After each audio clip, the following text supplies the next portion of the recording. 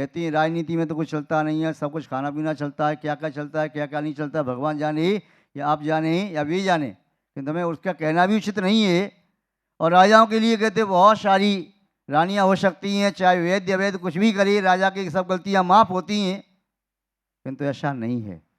राजा भी मर्यादा के अंदर रहने वाली आदर्श राजा हुए।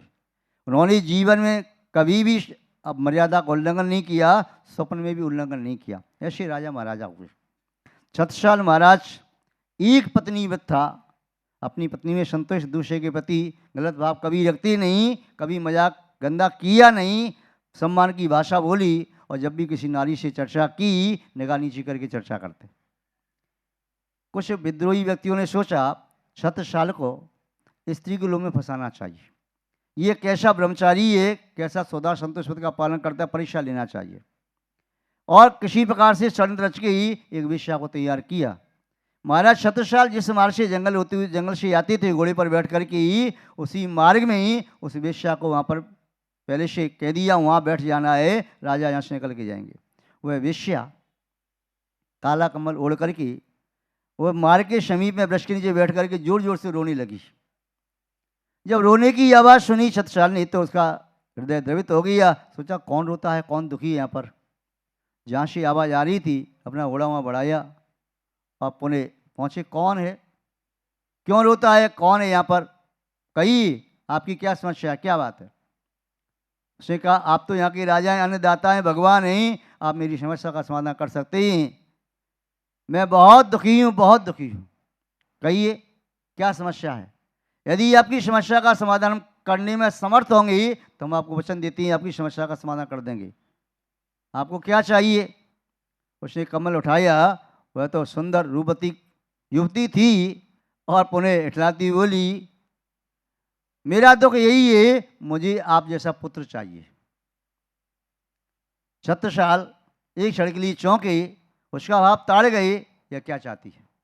तुरंत अपने घोड़े से उतरी और नीचे बैठी उसके पैर पकड़ लिए, कहा माँ मैं ही तेरा बेटा हूँ, मुझे दूध पिला दे। वह वेश्या पानी पानी हो गई और अपना मुंह न दिखा सकी, जिन्होंने षड्यंत्र रचा था, लौट करके गई। छत्रसाल को अपने वश से डिगाना उतना कठिन है जितना हीरे को चुटकी से मसलना। छत्रसाल अपनी व्रत में बहुत अड़िग हैं। सुदर्शन सेठ की कथा आपने सुनी है। वह रानी 3 दिन तक उपसर्ग करती रही, नाना प्रकार की चेष्टाएं की, अंग प्रदर्शन, हास विलास सब प्रकार के कृत किए, किंतु वह शेष सुदर्शन अपने वश से च्युत तो नहीं हुए। जय कुमार की परीक्षा लेने के लिए ईश्वर की देवांगना आई, किंतु च्युत तो नहीं हुए।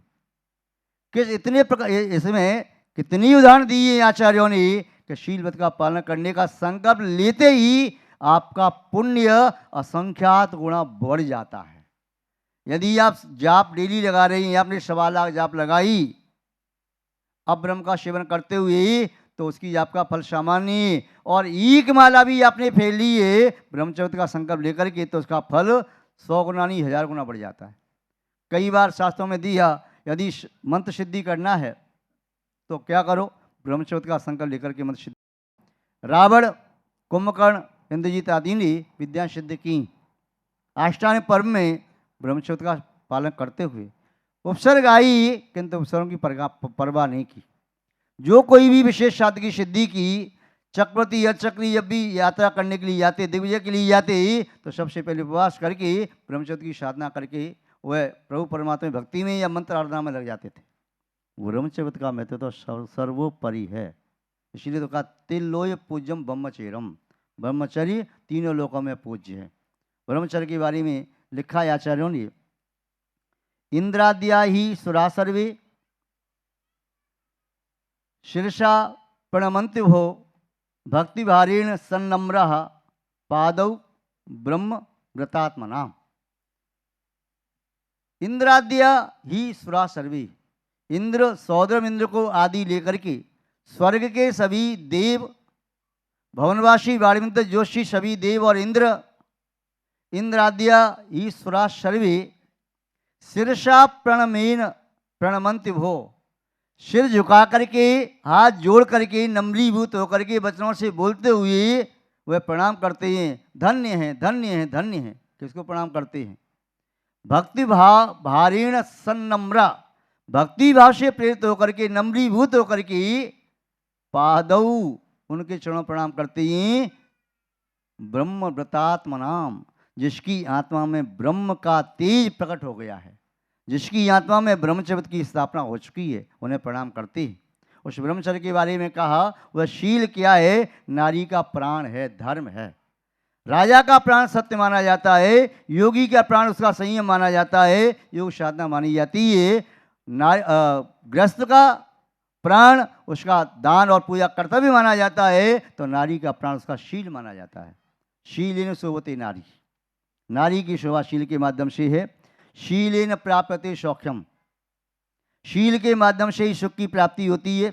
शीलेन विमलम यशः, शील के माध्यम से निर्मल यश कीर्ति की प्राप्ति होती है। शीलेन लभते मोक्षः, शील के माध्यम से मोक्ष की प्राप्ति होती है। तस्मात् शीलम परम व्रतम, इसीलिए शील ही सबसे श्रेष्ठ व्रत है, परम व्रत है। शील के बारे में कहा, घनी बिंदु जहां दीजिए अंक एक नहीं होय, वैसे निष्फल जानिए शील बिना सब कोय। यदि गणित का सवाल करने वाला व्यक्ति 0 लिखता चला जाए, 1 नहीं 2 नहीं 4 नहीं 6 नहीं सैकड़ा नहीं हजारों 0 लिख दिए, अंक का प्रयोग नहीं किया, अब आपसे पूछो कितनी संख्या है? कितनी है? शून्य ना। चाहे वे 0 1 हो, चाहे हजार लाखों करोड़ों हो, एक भी अंक नहीं है। वह कहता मैं आपको इतना धन दे दूंगा, इतना धन दे दूंगा, 0 लगाता जा, कोई मुझे फर्क नहीं पड़ता है, अंक एक भी नहीं, तो कितना है? कुछ 0 है। ऐसे ही जिस व्यक्ति के जीवन में शील धर्म नहीं है, चाहे और कितने भी धर्म का पालन करता है, तो अन्य सभी धर्म शून्य की तरह से माने जाते हैं, और शील अंक की तरह से है। शून्य के साथ एक भी अंक है, सबसे छोटा अंक 1 भी है, और 1 शून्य है, तो कम से कम 1 तो मान है, और 0 1 आगे तो 10 हो गया। तो शून्य का महत्व तभी होता है, अन्य सभी व्रतों का महत्व तभी होता है जब जीवन में शील व्रत हो। शील व्रत नहीं तो महत्व कैसे आएगा व्रतों का? मन दोषी है, रागी है, मन कामी है, मन व्यसनी है, मन पापिष्ट है, तो ऐसे पापिष्ट मन में क्या परमात्मा की भक्ति उपज सकेगी? क्या ऐसे पापिष्ट मन में धर्म ध्यान वह ठहर सकेगा? क्या ऐसे पापिष्ट मन में आत्मकल्याण की भावना जागृत हो पाएगी? क्या ऐसे पापिष्ट मन में कहीं तत्व चिंतन हो पाएगा? नहीं हो पाएगा। इसीलिए शील के बारे में कहा, गृहस्थों को शील का पालन करना चाहिए। शीलेन शोभना नार्या, शील के द्वारा ही नारी की शोभा है। शीलेन सुगुणा सदा, शील ही श्रेष्ठ गुणों में प्रवृत्ति कराने वाला है और सभी गुणों में शिरोमणि है। शीलेन संपदा सर्वा, शील के माध्यम से सभी प्रकार की संपत्ति प्राप्त होती है। शीलेन ना परिशुभम, शील से श्रेष्ठ कोई दूसरा अन्य कोई व्रत आदि है नहीं। इसलिए शील व्रत की महिमा को जान करके शील व्रत का यथेष्ट पालन करना चाहिए। महानुभाव, शील व्रत के संबंध में कथाएं आपने बहुत पढ़ी हैं, यहाँ कथा नहीं कह करके केवल 2-4 बातें और कहती हैं। एक वृद्ध पुरुष और एक वृद्ध महिला नित्य ही मुनि महाराज के दर्शन करने के लिए आते थे। मुनि महाराज ने प्रेरणा दी, भाई अब तो आप वयोवृद्ध हो गई हो। हाँ महाराज जी। डेली पूजा पाठ करती हो? हाँ महाराज जी। और बड़ी धर्मात्मा दिखती हो? हाँ महाराज जी। आज भगवान बांसपुर जी का निर्वाण दिवस है, उत्तम ब्रह्मचर्य व्रत का दिन है, अनंत चौदश है, अब तो ब्रह्मचर्य व्रत का नियम ले लो। महाराज ये भी तो आपका चौमासा चल रहा है, दीपावली तो देख लेंगे। ठीक है चलो सोच लो, कोई बात नहीं है। दूसरे दिन तीसरे दिन आई और चुपचाप दर्शन करके दूर से चली गई। 2-4 दिन बाद फिर महाराज की निगाह थी कि वो कहाँ है कपल। फिर आई तो महिला ने धान के छिलके चढ़ा दिए और उस वृद्ध पुरुष ने राख चढ़ाई दर्शन करते समय। महाराज ने पूछा, भाई ये कैसा कर रहे? महाराज जी बस आपने जो कहा था ना तो हमने ये आपको बता दिया। मतलब महिला बोली महाराज जी अभी भी नहीं समझे क्या? जब तक मैं अन्न खाती हूँ तब तक मुझसे शीलवत की साधना नहीं होगी। पुरुष कहता है जब तक शरीर की राख नहीं होगी तब तक नहीं पाल पाऊंगा मैं। तो ये वृतांत कहाँ का है मुझे नहीं मालूम, किंतु ये बात भी है इस प्रकार के कपल भी वृद्ध होते हुए भी जीवन साथी का वियोग भी हो गया तब भी शीलवत का पालन नहीं कर पा रहे, तो उन्हें तो कम से कम सोच लेना चाहिए शीलवत का नियम लेते ही मन का पाप नष्ट हो जाता है। और शीलवत नहीं ले पा रहा है तो समझो मन में कहीं ना कहीं पाप है। एक युवती वैध व्यवस्था को प्राप्त हुई, पति का वियोग हो गया, उसने ब्रह्मचर्य का नियम लिया। कितनी महिलाएं आके समझाने लगी अरे तुम्हारी उम्र ही अभी क्या है, कैसे व्रत का पालन करोगी। उसके घर के परिवार के साथ सब कहने लगे तुमने व्रत क्यों ले लिया, ऐसा क्यों किया। बोले यदि मैं व्रत नहीं लेती तो आप लोग उंगली उठाती, चार पर दोष लगाती, यदि कहीं दोष लग जाता मेरा कदम डिग ही जाता तो कुल की लाज चली जाती। मैंने बुरा नहीं किया, मैंने अपने मन का किया है, मैंने ब्रह्मचर्य का पालन किया, व्रत लिया है, पालन मुझे करना है, आपको नहीं करना। बोलती बंद कर दी। ऐसे कितनी उदाहरण हैं। एक बार उदाहरण में बताया था पानीपत का, 2003 में जब बद्रीनाथ यात्रा करके लौट रहे थे तो पानीपत में जब पहुँचे तो एक कपल दर्शन करने आया। उस बहन की उम्र मेरे ख्याल में शायद 35-36 साल की हो सकती है और उसकी विवाह की उम्र 37-38 साल की होगी। दर्शन किए और कहा महाराज जी हमें आशीर्वाद दो। हमने थोड़ा देखा हमें विशेष बात क्यों कह रहे। बोले महाराज जी हम भगवान के माता पिता बने थे, हमें आशीर्वाद दो। बने थे कि बनोगी? बोले बने थे महाराज जी, हम बन चुके, माता पिता बन चुके। आश्चर्य हुआ। हमने कहा माता पिता बनने वाले को तो, बोले हाँ महाराज जी। मतलब बोले आप यही कहना चाहती हैं जो भगवान के माता पिता बनते हैं उन्हें यावत जीवन ब्रह्मचर्य का पालन करना होता है। बोले महाराज जी हमने नियम ले लिया, ब्रह्मचर्य का नियम हमने ले लिया, संकल्प ले लिया और बस आशीर्वाद दो।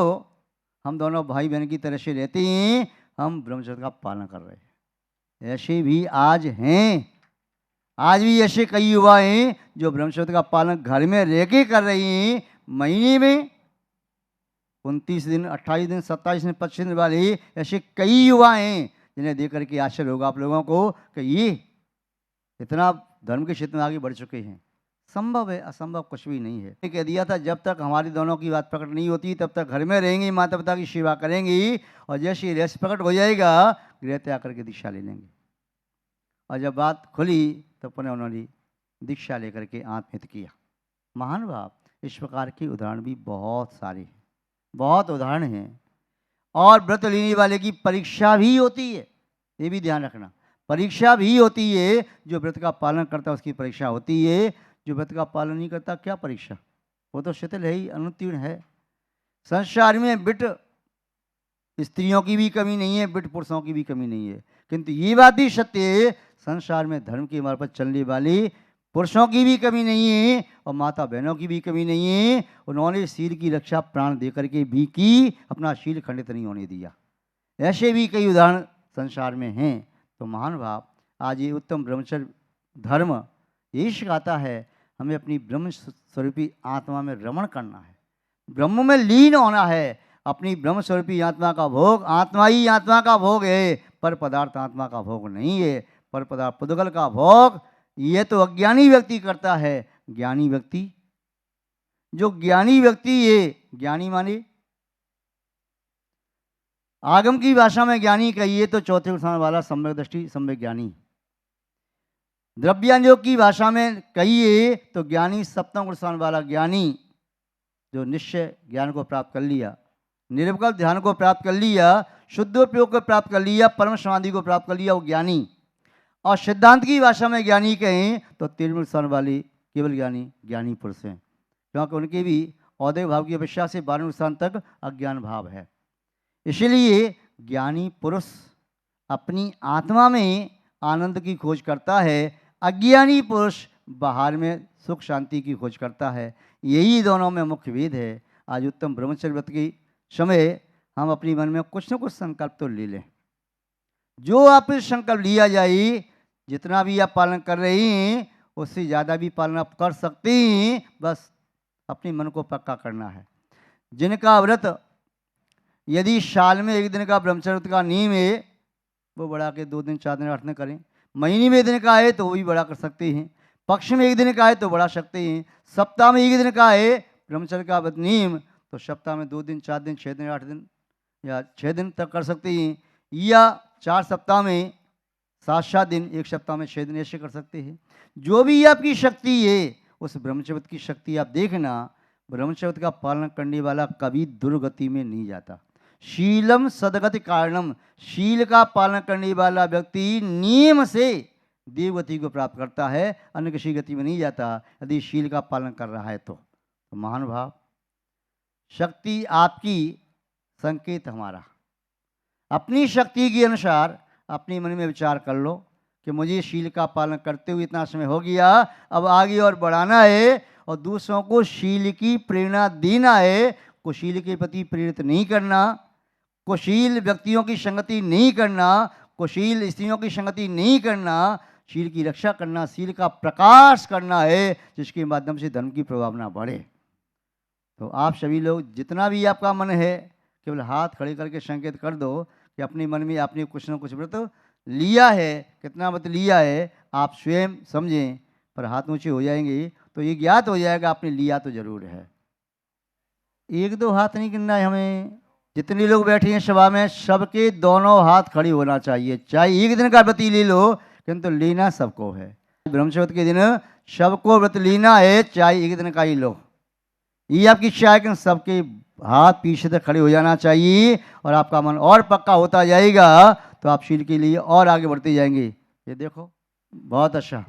जय बोले श्री शांतिनाथ भगवान की, पूज्य आचार्य गुरुदेव श्री विद्यानंद मुनि महाराज की, श्रीमद जैन धर्म की।